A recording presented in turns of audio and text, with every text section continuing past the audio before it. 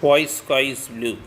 A man of genius makes no mistakes. His errors are volitional and are the portals of discovery. James Joyce. A mathematics professor was taking a long time to solve a simple problem. The blackboard was filled with writings. A student got up from his seat and told the teacher that the solution could be arrived at in 2 lines. Raising his eyebrows, the teacher invited the student to the board. The boy did what he claimed. The teacher smiled and was in full appreciation. He did not feel humiliated. The students looked at their classmate with awe, who later secured first rank in the final examination. After completing intermediate course in Vizag, the smart boy joined degree course in Madras Presidency College with physics as major subject. On the first day, the English professor was surprised to see a young boy sitting in the class. He asked him as why he had come there. The reply, in the form of brief self-introduction, startled the teacher. The student's talk in a stentorian voice reflected self-confidence and poise. Though small in appearance, he was gigantic in dimension, relating to knowledge and intelligence.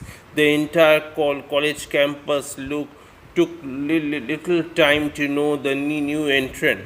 The professor who was helped in the easy solution of mathematical problem was none other than the student's father himself. The very same student impressing Professor Eliot in the Presidency College was later acclaimed as a world-renowned scientist, winning the Nobel Prize for Physics. The Nobel laureate was Chandrasekharan Venkatraman, who was born in Tiruchirappalli on 7th November 1888. His parents were Chandrasekharan and Parvati. After graduation, Venkatraman had his postgraduate degree, securing state for first rank. At that time, he was 18 years old. He got his first job as Deputy Accountant General to be posted in Calcutta. Later, he served in Nagpur and Burma. Though he was receiving high salaries, subjects of physics and scientific research were uppermost in his mind. For a much lower salary, he accepted the job of a professor of physics in a college coming under Calcutta University. Raman's scientific articles were getting published in foreign magazines. Many colleges and Indian universities invited him to deliver lectures. His name and fame spread far and wide. Once he visited Oxford to attend a conference as deputed by Calcutta University, where he had overwhelming reception. His sharp intellect and erudition impressed one and all, including J. Thomson and Rutherford, the two great scientists. Since transport to distant countries by aviation was not in vogue those days, Raman had to travel by ship. The sea and sky in blue color caught his attention and kindled his questioning mind.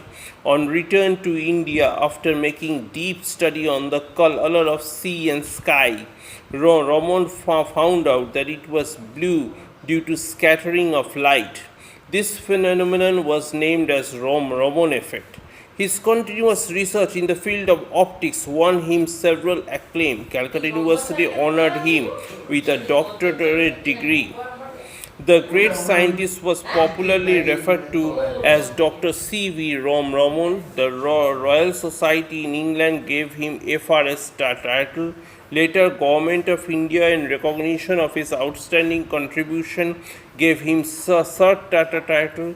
Henceforth, he came to be known as Dr. Sir C. V. Raman. On invitation, he visited universities in Russia, America, Canada, Britain, and delivered lectures. To crown all his achievements, the Nobel Prize came in his way in the year 1930. Once a scientist was to deliver a lecture in Mysore, before which a local high official was to deliver the presidential address. For a long time, he did not turn up. Dr. C.V.V. Raman gave utmost importance to punctuality. Feeling restless, he got out from his seat and began his talk. After a few minutes, the much awaited personality arrived, taking his seat with discomfiture. He looked at the organizer with a feeling of guilt.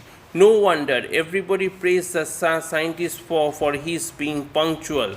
The Nobel laureate once met a young ophthalmologist and told him that though he was well aware of the functioning of the eye, he was not too sure about the physiological configuration within and requested him to teach him at his leisure.